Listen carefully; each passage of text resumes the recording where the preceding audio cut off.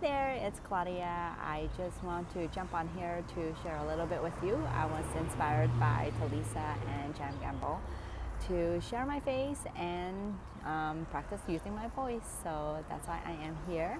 So today I want to share a little bit with you. Wanted to do maybe like a thoughtful Monday, just to speak my mind and maybe it'll inspire you or help you or whichever come out of it.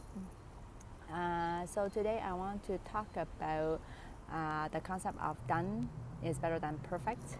So the piece that I posted yesterday, which is the Father's Day piece, it may look very nice to some of you, but I was certainly not satisfied with it whatsoever.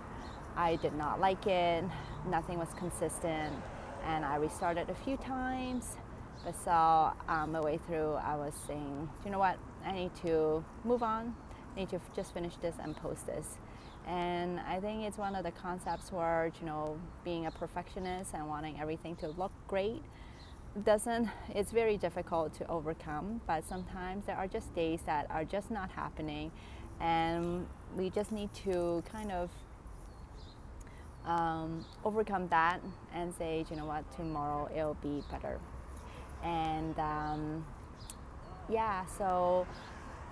and for those of you who are calligraphers, just want to let you know there's no such thing as mastering calligraphy, because one day you may think that everything looks nice, but if you haven't practiced for a while, or maybe just a day is not good for you, hey, it's just not gonna happen. So if you haven't done it for a while, or if it's just not happening, don't give up, don't get frustrated.